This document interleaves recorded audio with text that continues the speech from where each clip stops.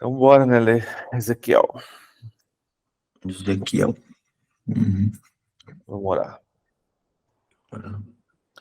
A ti, Senhor, rendemos graças, porque o Senhor é muito bom. Obrigado por esse dia. Obrigado pelo seu cuidado. Obrigado pelo seu amor. Pela sua misericórdia que se renova todas as manhãs sobre as nossas vidas. Como somos gratos, Pai, por tudo que o Senhor faz, por tudo que o Senhor ainda vai fazer. Vem, Senhor, ministrar aos nossos corações através da tua palavra. Espírito Santo, age em nossas vidas para que o seu nome seja glorificado, para que o Senhor seja honrado. Senhor, te peço pela nossa nação, assim como o Senhor levantou profetas para profetizar lá na época dos reis, e tem levantado, assim como levantou Elias para profetizar também, nós começamos a fazer como Elias também, Senhor, interceder para que tudo que foi profetizado sobre o Brasil aconteça, Pai. O Senhor profetizou que no Brasil haveria o derramar do teu Espírito, que haveria um avivamento, que seríamos o celeiro, Senhor, onde levaríamos muitos para as nações. Então, cumpre a tua palavra, Senhor, vem com o teu Espírito e aquece a sua igreja e aviva o teu povo, desperta a tua igreja, para que eles possam ver o que o Senhor tem preparado para este tempo, para que o seu nome seja louvado e para que o Senhor seja glorificado. Te peço por Israel, que o Senhor venha dar paz àquele povo, que o Senhor também venha quebrantar o coração deles, ao ponto deles reconhecerem Jesus como o seu Messias. Haja paz, Senhor, para a honra e glória do teu santo nome. Nos prepare para tudo que está vindo e para tudo que virá. E nos ajude, Senhor, a entender esse livro que vamos ler, que a gente consiga ter uma interpretação vinda do teu Espírito sobre esta leitura, e que tudo, Senhor, seja para a honra e para a glória do teu santo nome. Seja com a vida de cada um que está aqui presente, ou que vai ler, que vai assistir isso depois, que o Senhor consiga, que o Senhor possa estar ministrando aos nossos corações e nos abençoando. Tem misericórdia de nós, perdoa os nossos pecados, e que tudo o que façamos seja para a honra e para a glória do teu santo nome, para que o seu nome seja exaltado. Em nome de Jesus. Amém. Amém. Vamos lá, então. A gente vai ler Ezequiel, capítulo 1. Em Éder, Oi. eu li ontem Ezequiel. Ele é a maioria do 1, o 2 e o 3 é meio que continuidade de tudo, né? Ele é tipo assim, ele tá dividido em capítulos aqui, mas ele meio que continua, né? Do 1 ao 7 é uma visão que Ezequiel tem Então, do trono de Deus, né, cara? Ele vê os é, 4 seres viventes, ele vê um monte de coisa, é muito louco. é, 1 até o 7. até o 7 mesmo. Eu li até o 4 ontem. Eu vi que era continuidade quando terminei o primeiro, assim. Ainda tava ali quem que escreveu a carta de Ezequiel? Ele Ezequiel? mesmo? É Aham. Ezequiel mesmo? Ele que fala tudo ali. Ele que Sim, narra ali, escreveu a carta, então. isso. Uhum. E aqui não é carta, que é considerado livro. Ah, é. É um livro, né? Isso. Carta, a gente lê, a gente fala carta quando é, por exemplo, lá no Novo Testamento, quando é Paulo. Então é carta aos Tessalonicenses, carta. Então Hum. aqui é carta. Aqui a Ah, gente sim. fala o livro do profeta Ezequiel. Vamos lá, capítulo 1. A visão dos 4 seres viventes. No 30º ano, no 5º dia do 4º mês, Estando eu no meio do exílio, junto ao rio Quebar, os céus se abriram e eu tive visões de Deus. No quinto dia do referido mês, do quinto ano do cativeiro do rei Joaquim, a palavra do Senhor veio expressamente a Ezequiel, filho de Buzi, o sacerdote, na terra dos caldeus, junto ao rio Queber. Ali, a mão do Senhor esteve sobre ele. Olhei, e eis que do norte vinha um vento tempestuoso, e uma grande nuvem envolta, um fogo e rodeado de resplendor. E no meio disso havia uma coisa como um metal brilhante que saía do meio do fogo. No meio disso saiu algo semelhante a 4 seres viventes, cuja aparência era esta: tinha a semelhança de ser humano. Cada um tinha 4 rostos e 4 asas, e as suas pernas eram retas, e a planta dos pés eram como de bezerro e brilhavam como bronze polido. Deixando debaixo das asas, nos 4 lados tinham mãos humanas. Assim, todos os 4 seres viventes tinham rostos e asas. As asas se uniam uma na outra. Eles, eles não se re- re- eles não se viravam quando se moviam. Cada um andava para a sua frente. Quanto à forma do seu rosto, cada um tinha um rosto de ser humano do lado direito. Os 4 tinham rosto de leão, e do lado esquerdo, rosto de boi. E os 4 também tinham rosto de águia. Assim eram os seus rostos. Suas asas se abriam para cima. Cada ser vivente tinha 2 asas, unidas cada uma à outra. Com, com as outras 2 asas, eles cobriam o rosto. Cada um andava, cada um andava para a sua frente, para onde o Espírito queria ir. Eles iam, não se viravam quando se moviam. O aspecto dos seres viventes era como carvão em brasa, a semelhança de tochas. O fogo corria resplandecente por entre os seres viventes, e deles saíam relâmpagos. Os seres viventes, os seres viventes zigue-zagueavam à semelhança de relâmpagos. Bom dia, Marina. Estamos lendo Ezequiel, capítulo 1, versículo 15. A visão das 4 rodas. Quando eu estava olhando para os seres viventes, eis que havia uma roda no chão, ao lado de cada um deles. O aspecto das rodas e a sua estrutura eram brilhantes como o berilo. Os 4 tinham a mesma aparência, cujo aspecto e estrutura era como se uma roda estivesse dentro da outra. Quando eles andavam, podiam ir em 4 direções e não se viravam quando se moviam. Os arcos dessas rodas eram altos e metiam medo, e nas 4 rodas os aros estavam cheios de olhos ao redor. Bom dia, enquanto estamos lendo Ezequiel 1, versículo 19.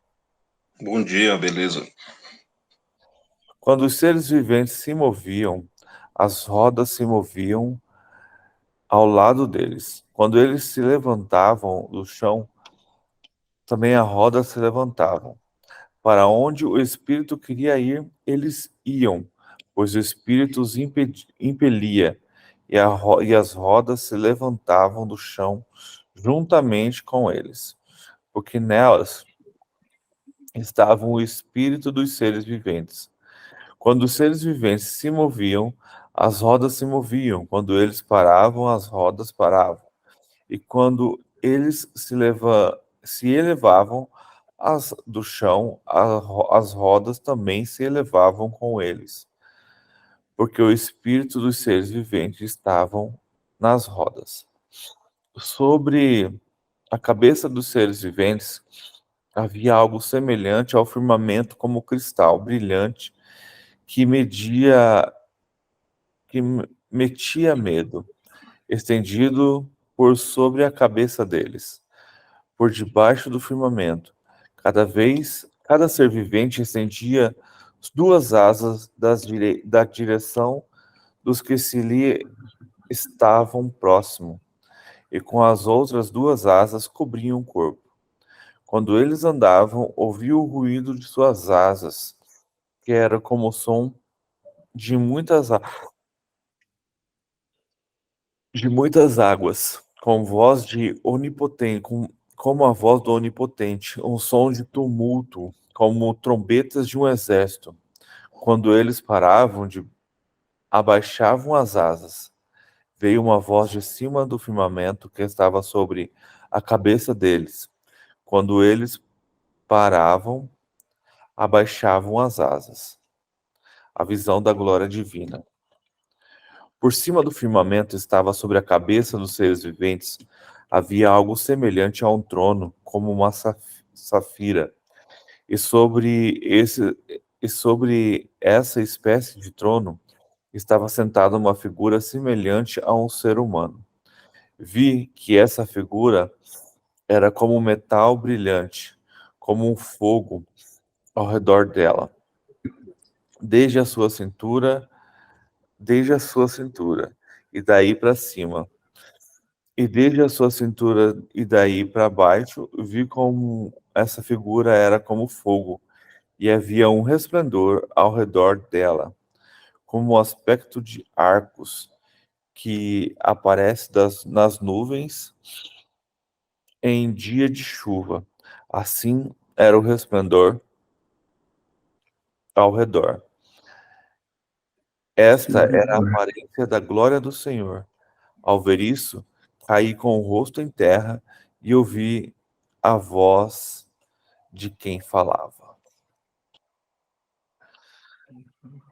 Então, Ezequiel aqui ele está tentando narrar o que ele estava vendo, né? E ele estava vendo simplesmente o trono do Senhor, né? Estava vendo ali o trono com os anjos que apoiavam esse trono, né? E o levavam de um lado para o outro. Então ele viu os 4 seres viventes e viu as rodas também, que pode se considerar como anjos também, né? Que ali sustentavam o trono, que pode-se dizer que era o próprio Jesus que estava ali, naquele trono.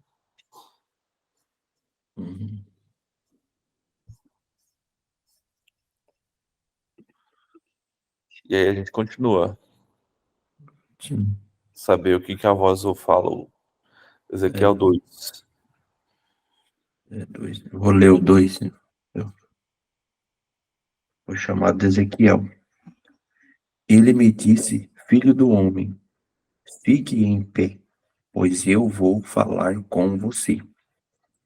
Enquanto ele falava, o Espírito entrou em mim e me pôs em pé. E ouvi aquele que me falava. Ele disse, filho do homem, vou enviá-lo aos israelitas, nação rebelde e se revoltou contra mim. Até hoje ele os seus antepassados têm se revoltado contra mim. O povo a quem vou enviá-lo é obstinado e rebelde. Diga-lhe, assim diz o soberano, o Senhor, e quer aquela nação rebelde ouça, quer deixe de ouvir. Saberá que um profeta esteve no meio dela. E você, filho do homem, não tenha medo dessa gente, nem das suas palavras. Não tenha medo ainda que o cerquem espinheiros, e você viva entre escorpiões. Não tenha medo do que disserem, nem fique apavorado ao vê-los, embora sejam uma nação rebelde.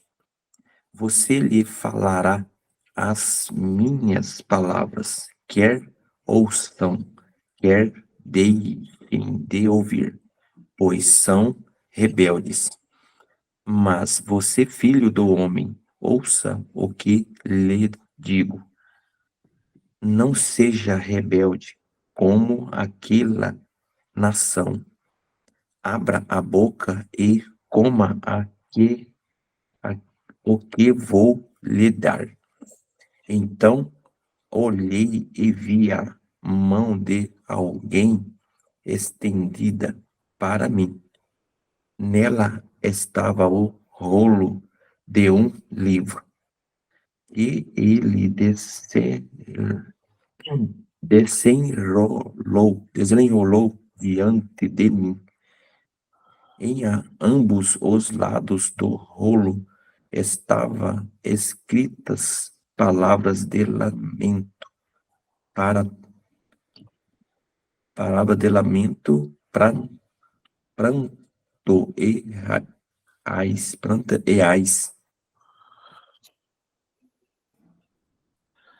Então a gente está continuando, né? Ezequiel está continuando vendo a Uhum. visão e ele tem um chamado do próprio Espírito ali. E é bem interessante porque ele está ouvindo a voz, né? E agora a voz o prepara. Ó, vou te preparar para o que vai acontecer. Então você vai entre os filhos de Israel, que é casa rebelde, e você vai ouvir o que eu tenho para falar e vai falar para eles, quer eles ouçam, quer deixem de ouvir, porque é casa rebelde, mas eles precisam saber que tem um profeta. Interessante aqui de Ezequiel que a gente tem a visão, eu vejo dois tempos. Ele está vendo para aquele momento, para aquele povo ali que está escravo, que está na Babilônia escravo, e ele também está vendo coisas que vão acontecer nesse futuro que a gente está vivendo hoje. Então, ele tem a mesma visão em dois tempos diferentes. E aí, aqui no final, ele dá um livro para que ele coma. E quando a gente vai lá em Apocalipse 10, João tem a mesma visão e ele também come desse mesmo livro. Uhum. E é bem interessante porque aqui, ó, ele fala que neste rolo, no livro, no caso, estava escrito lamentações, gemidos e ais. O que seria isso? É o que a gente vai ver quando a gente lê Apocalipse. Lá tem lamentações, tem gemidos e tem ais. Então, Ezequiel está tendo uma visão do futuro, né? Aí agora que a gente vai para o 3, ele continua. Uhum. Aí ele continua mostrando e ele vai falar coisas do que ele precisa ver e o que ele vai precisar fazer. Ali no 2 a gente viu que ele vai ser colocado mesmo em meio sarças, meio escorpiões, povo rebelde, mas ele precisa permanecer. Então, mesmo que sejamos colocados em locais difíceis de continuar, difíceis de estar, se o Senhor nos colocou lá, precisamos permanecer. Em Éder, isso aqui é tudo depois de Juízes e Reis, né? O povo que estava tudo perdido de novo, né? Né, aqui eles já A estão no nação já exílio estava da afastada. Babilônia. Hã? Aqui eles já estão no exílio da Babilônia. Então aqui já No é exílio da bem, Babilônia, né? é, Uhum. é É que quase lá a no mesma começo fala, né? época, No exílio. é quase a mesma época ali de Daniel. Então eles já estão presos. Uhum. Jeremias já foi também, a primeira e segunda reis, eles já estão lá no final já. E aqui é o quinto ano do exílio, porque eles ficaram 70 anos presos. Eita.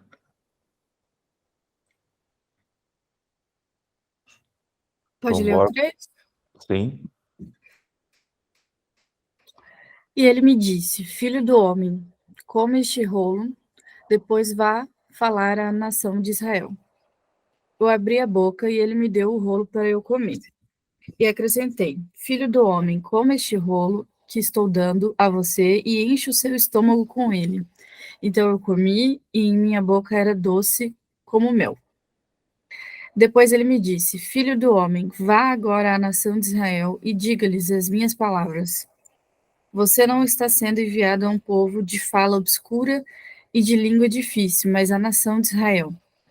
Não irá a muitos povos de fala obscura e de língua difícil, cujas palavras você não conseguiria entender. Certamente, se eu enviasse, eles ouviriam. Mas a nação de Israel não vai querer ouvi-lo, porque não quer me ouvir. Pois toda a nação de Israel está endurecida e obstinada. Porém, eu tornarei você tão inflexível e endurecido quanto eles. Tornarei a sua testa como a mais dura das pedras, mais dura que a pederneira. Pederneira. Não tenha medo deles, nem fique apavorado ao vê-los, embora seja uma nação rebelde. E continuou: Filho do homem, ouça atentamente, guarde no coração todas as palavras que eu disser a você. Vá agora aos seus compatriotas que estão no exílio e fale com eles. Diga-lhes, quer ouçam, quer deixem de ouvir. Assim diz o soberano, o Senhor. Depois o Espírito elevou-me e ouvi esta estrondosa aclamação. Que a glória do Senhor seja louvada em sua habitação. E eu ouvi o som das asas dos seres viventes roçando uma nas outras, e atrás deles o som das rodas, um forte estrondo. Então o Espírito elevou-me e tirou-me de lá, com o meu espírito cheio de amargura e de ira, e com a forte mão do Senhor sobre mim. Fui aos exilados que moravam em Tel Abibe, perto do rio Quebar. 7 dias fiquei lá entre eles, atônito. Ao fim dos 7 dias, a palavra do Senhor veio a mim. Filho do homem, disse ele, eu o fiz sentinela para a nação de Israel, e por isso ouça a palavra que eu digo e leve a eles a minha advertência. Quando eu disser ao ímpio que ele vai morrer e você não advertir nem lhe falar para dissuadi-lo dos seus maus caminhos e salvar a vida dele, aquele ímpio morrerá por sua iniquidade. Para mim, porém, você será responsável pela morte dele. Se porém você advertir o ímpio e ele não se desviar de sua impiedade ou dos seus maus caminhos, ele morrerá por sua iniquidade, mas você estará livre dessa culpa. Da mesma forma, quando um justo se desviar de sua justiça e fizer o mal, e eu puser uma pedra de tropeço diante dele, ele morrerá. Uma vez que você não o advertiu, ele morrerá pelo pecado que cometeu. As práticas justas dele não serão lembradas para mim, porém você será responsável pela morte dele. Se porém você advertir o justo e ele não pecar, certamente ele viverá, porque aceitou a advertência, e você estará livre dessa culpa. A mão do Senhor esteve ali sobre mim, e ele me disse: levante-se e vá para a planície, e lá falarei com você. Então eu me levantei e fui para a planície, e lá estava a glória do Senhor, glória como a que eu tinha visto junto ao rio Quebar. Prostrei-me com o rosto em terra, mas o Espírito entrou em mim e me pôs em pé. Ele me disse: vá para casa e tranque-se, pois você, filho do homem, será amarrado com cordas, você ficará preso e não conseguirá sair para o meio do povo.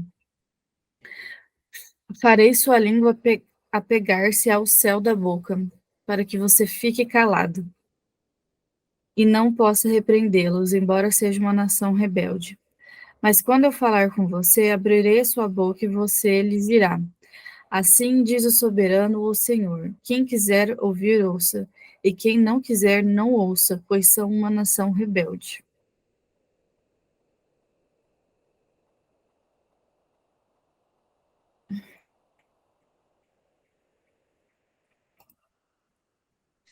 Tá sem áudio, Éder, o seu? Foi mal. Então a gente aqui vê Ezequiel continuando a receber as coisas de Deus, né? Ele abre a boca, come do rolo. É muito interessante que, tipo assim, o que tinha nesse rolo? Ezequiel não vê, mas ele come. Então o que acontece? Esse rolo, ele se torna a mensagem. Então quando ele come a palavra, ele se torna a mensagem. E é bem interessante que a gente tem conversado que pode chegar o tempo da gente não ter mais a Bíblia conosco. Mas se você a devora, se você a estuda, se você a come, ela se torna você. Então, quando a gente para estudar a Bíblia e a gente começar a fazer com que isso se torne, entendeu? Que a gente se torne a palavra do Senhor, que é chegar ao ponto da gente não precisar mais ter ela escrita, porque nossa vida já é a palavra. Então aqui Ezequiel ele come desse rolo porque ele se tornou a palavra do Senhor. E aí ele recebe algo que é bem interessante, que ele se torna um atalaia. O que seria o atalaia? É aquele cara que leva a mensagem de que algo que está acontecendo. Deixa eu só achar aqui o negócio. Quando você. Aqui hoje é sentinela, né? Hoje É. ele fala, Tá. tipo assim, ele ficou de prontidão o tempo todo, passando a palavra. E lá atrás falaram para ele não ter medo, né? Então, É que atalaia, aqui para nós é sentinela, né? Deles lá, atalaia, para os judeus. assim, ó, no 17, né? Filho do homem, eu os coloquei como um atalaia sobre a casa de Israel. O que o atalaia fazia? É mais ou menos isso mesmo que o Delei falou. O atalaia era o cara que ficava numa torre de vigia Plantado lá, olhando. e lá ele ficava cuidando. Então, se ele visse que o inimigo da tribo vinha, ele tinha que tocar a trombeta e avisar o povo de Israel: olha, seu inimigo está vindo. Então, se preparem para a batalha. Então, o que acontece? Se o atalaia cumpre o que ele precisa ser feito, se ele toca a trombeta e avisa o povo que o inimigo está vindo, e se esse povo não se prepara, o problema é desse povo. O atalaia fez a função dele. Agora, se o atalaia vê o inimigo vindo e não avisa o povo, e o povo é atacado e morre, o sangue desse povo cai sobre o atalaia que viu que o inimigo vinha e não falou nada. Então aqui a gente tem a mesma situação. Se Deus fala para você que aquele cara está fazendo coisa, o ímpio está fazendo coisas, que certamente levará ele à morte, e você não avisa e você não faz nada, quando esse cara aqui certamente morrerá, o sangue dele será cobrado de você. Mas se você avisa o ímpio para que ele se converta da sua maldade, dos seus maus caminhos, e mesmo assim ele não se converte, e ele morrendo, você já não tem mais culpa do sangue dele. E assim Deus deixa claro aqui para o justo a mesma coisa.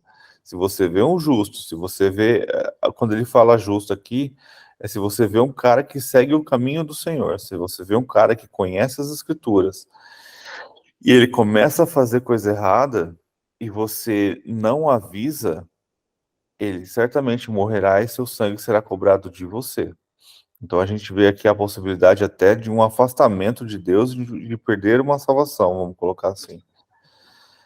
Mas se você vai lá e o avisa e ele muda os seus caminhos, legal, mas se ele, mesmo ouvindo você, ele continua praticando a injustiça e morrer, você está livre do seu sangue. Então, o que eu vejo aqui? O que acontece? Nós temos coisas sérias em nossas vidas. Se Deus coloca pessoas no seu caminho e você continua calado, você vê aquela pessoa se afundando e não fala, você será cobrado sobre isso. Ah, mas ele não vai me ouvir. Não importa. A palavra está bem clara aqui. Fale, quer eles ouçam, quer não. A sua função não é convencê-los. A sua função não é fazer com que eles mudem. É falar que eles estão fazendo coisa errada. E que isso vai levá-los à morte, vai levá-los à perdição. E aí, se eles vão ouvir ou não, já não é mais responsabilidade sua. Porque quem vai fazer isso já é o próprio Espírito. Cara, a gente leu isso em Tessalonicenses agora, esses dias. Aham. Que onde falava que para que a gente não andasse com esses, né? Para que nós não fôssemos envergonhados, alguma coisa assim. E também que a gente teria que repreendê-los, né? Não vou só deixar de andar com você porque você está fazendo o que é errado, mas eu vou também te chamar a atenção e te alertar para isso. Eu vejo muitos avisos, muitos alertas, né? O tempo todo, inclusive agora em Ezequiel, está dando bastante aviso a todos, né? É a própria exortação, né? Só que aqui é interessante que Ezequiel está dando um aviso àqueles que acreditam, né? Ah, E eu sim. acho bem interessante que a gente tem aqui algo que acontece lá em Apocalipse, que a gente fez no estudo que a gente estava fazendo. No finalzinho do 24, ele manda ele ir para sua casa e tranque-se dentro dela. E aí ele fala que vão colocar cordas sobre ele e irão amarrá-lo. E ele vai apegar a língua ao céu da sua boca. Então ele não vai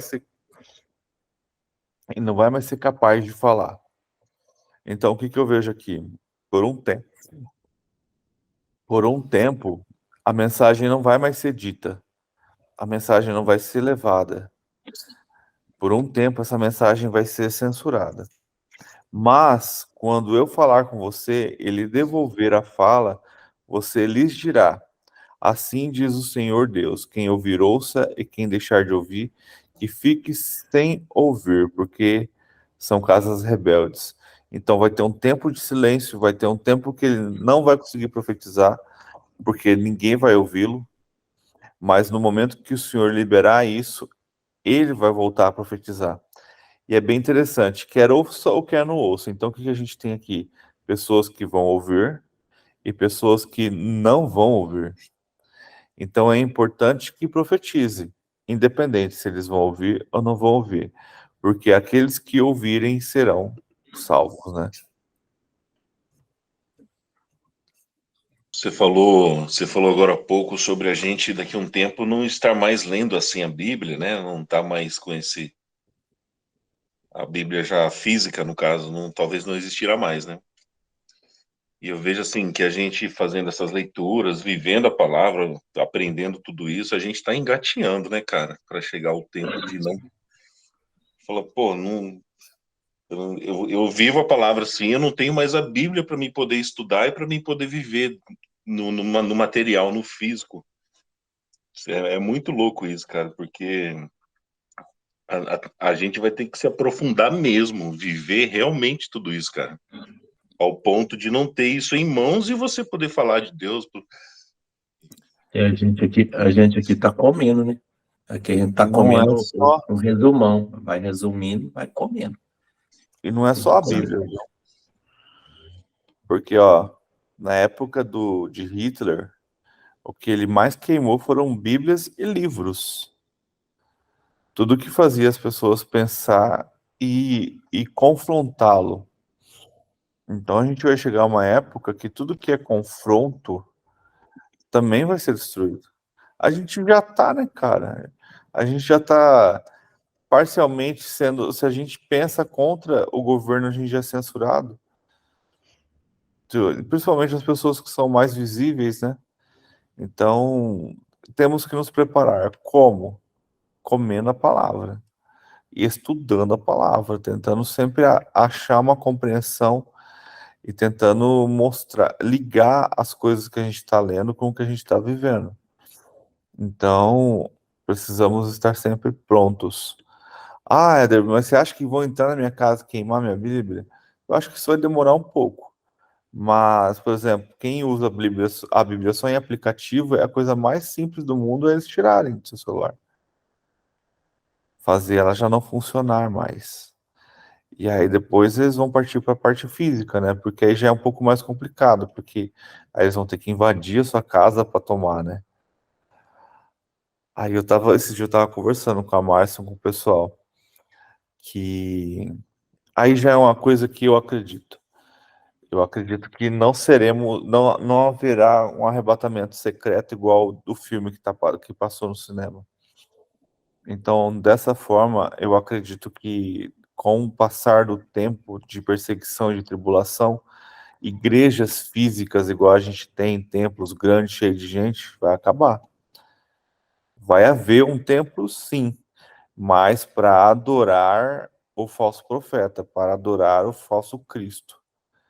Então vai haver uma falsa religião e só ela vai poder reinar.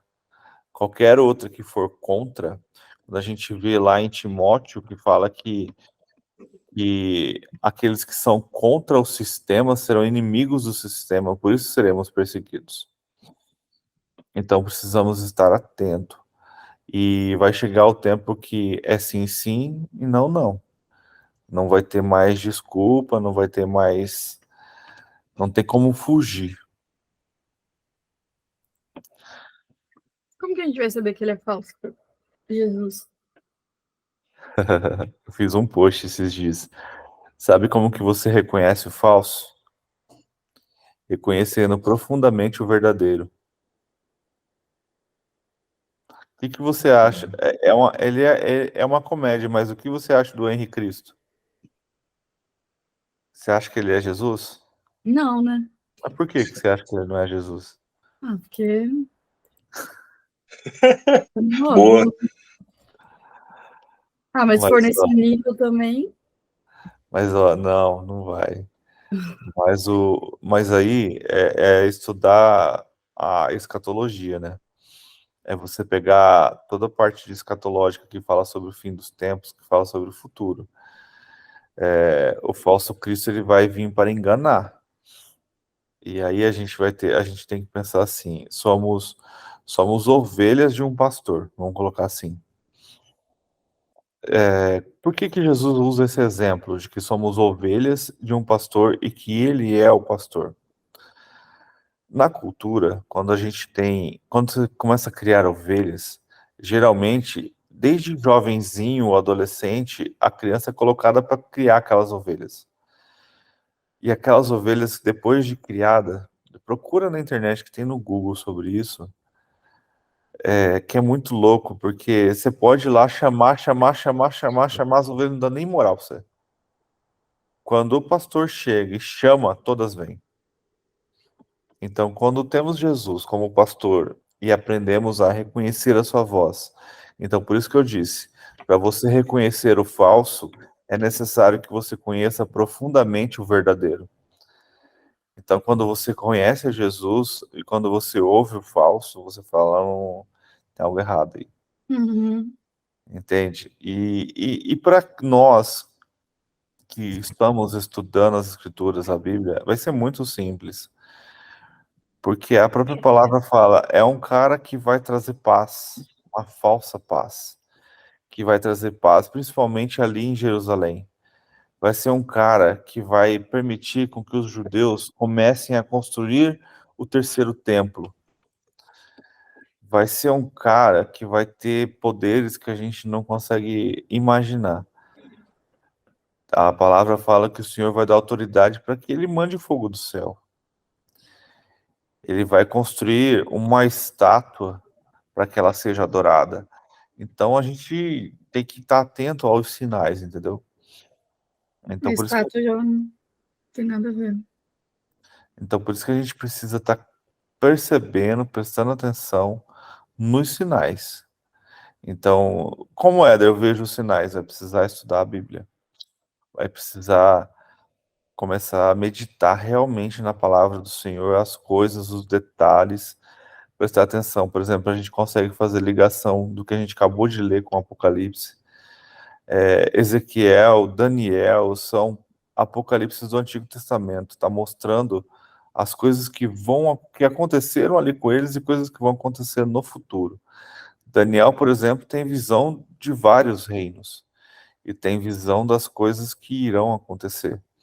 Então a gente precisa não só ler Apocalipse, por exemplo, né, para a gente descobrir essas coisas. Tem que ter um estudo para ligar tudo, para você começar a entender o que realmente é. Para você, quando chegar no fim, quando chegar nessa época, você começar a ter discernimento de quem é o anticristo, né? Vamos colocar assim. Uhum. Entendi. Ontem eu tô vendo um vídeo que me fez lembrar essa questão aí também de você estar envolvido com a palavra e você conseguir entender quem é o Cristo e quem não é o anticristo, e quem não é o Cristo, na verdade. E também falou sobre o poder da decisão. Como que você toma uma decisão sabendo se é de Deus ou não, se a vontade é de Deus? E é o que você falou aí, é você estando em paz, né? É você, tipo assim, será, Deus, que eu tomo essa decisão? E nesse momento, se você sentir uma paz dentro do seu coração, é porque é para ser tomada essa decisão. É algo a ser, tipo assim, a resposta de que é de Deus é você estando em paz com aquilo, entendeu? Se você for tomar uma decisão que você tá com medo, tá com o pé atrás e tal, deixa quieto, que é algo incerto e não é de Deus. Tipo isso. Eu costumo dizer que a alma fala com o nosso estômago. Isso, é Sabe isso aí que quando você falou. você vai tomar uma decisão, você precisa resolver algo aquele calafrio na barriga? Então precisamos identificar isso. Se isso é para que eu tenha que continuar ou eu tenha que parar. Então precisamos aprender a discernir como Deus fala com a gente, porque nem sempre vai ser algo audível que a gente vai ouvir. Não vá, ou igual que Ezequiel, não faça assim, faça assado. Então precisamos discernir o Espírito. Mas para isso é necessário conhecê-lo, precisamos ter intimidade, precisamos andar junto, para que a gente possa ter esse conhecimento, né, do próprio Senhor. Acho que dá para a gente ler o 4. Quem lê 4? Ó, o doutor vai abrir a Bíblia agora. Oh, meu Deus. Eu tô com ela do lado aqui. No final ele abre a Bíblia. Ai, ai, ai. Ezequiel Eu tô 4. eu tô em pé na cozinha, pra você ter ideia. Vamos lá. Ezequiel 4. Tu também, filho do homem, toma uma telha e coloca diante de ti e grava sobre ela a cidade, a própria Jerusalém. E põe um cerco contra ela e edifica um forte contra ela. E molda um monte contra ela. Também coloca um acampamento contra ela. E põe arietes contra ela ao redor. Além disso, toma para ti uma panela de ferro e põe-na por muro de ferro entre ti e a cidade. E põe a tua face contra ela, e ela estará cercada, e tu porás cerco contra ela. Isto será um sinal para a casa de Israel. Deita-te também sobre o teu lado esquerdo, e põe a iniquidade da casa de Israel sobre ele, de acordo com o número dos dias que te deitares sobre ele. Tu suportarás as suas iniquidades. Porque eu tenho assinalado sobre ti os anos da sua iniquidade, de acordo com o número dos dias, 390 dias. Assim tu suportarás a iniquidade da casa de Israel. E quando tiveres cumprido, deita-te novamente sobre o teu lado direito e suportarás a iniquidade da casa de Judá por 40 dias. Eu tenho designado para ti um dia por cada ano. Portanto, coloca a tua face em direção ao cerco de Jerusalém, e o teu braço estará descoberto, e tu profetizarás contra ela. E eis que coloquei faixas sobre ti, e tu não te virarás de um lado para o outro, até que tenhas terminado os dias do teu cerco. Toma também para ti trigo e cevada, e feijão, e lentilhas, milho moído e pelos, e coloca-os em uma vasilha, e faze deles pão, de acordo com o número dos dias que tu deitares sobre o teu lado. 390 dias tu comerás disso. E o teu alimento que comerás será do peso de 20 shekels por dia. De tempo em tempo tu a comerás. Também beberás águas por medida, a sexta parte de um hin.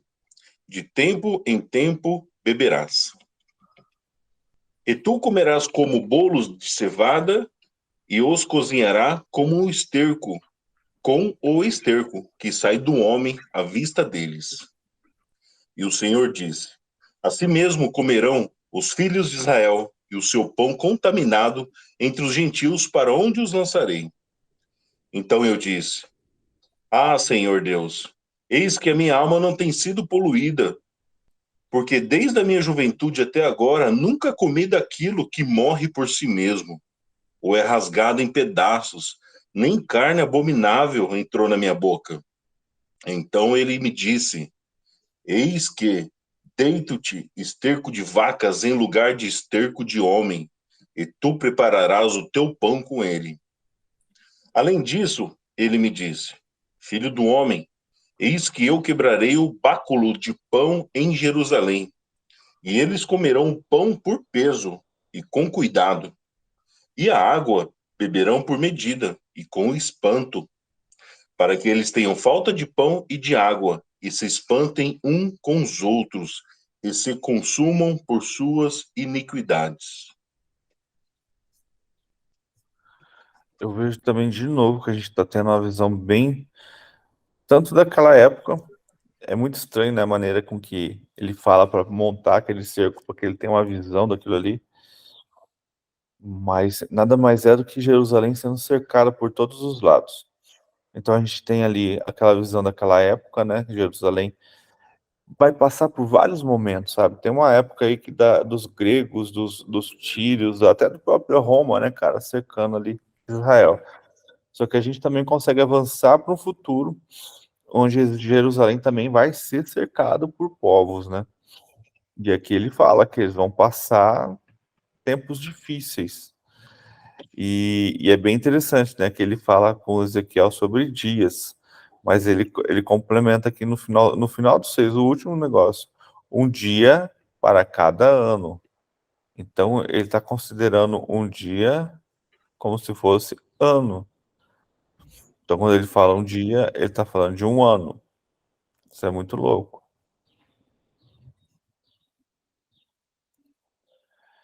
E aí ali ele prepara, mostra para ele todo esse cerco, onde Jerusalém vai penar, né? Vai sentir falta de pão, de carne, de tudo. E ali ele fala assim, mas senhor, eu nunca comi carne abominável. Pois bem, vou deixar que você use esterco de vaca em lugar de esterco humano. Esse é o pão acima dele. Cara, é muito louco, porque você vai ter que se rebaixar a este ponto. Então, Ezequiel tá vendo algo assim muito sério, né? Onde você imagina, eles vão procurar alimento e não vai ter.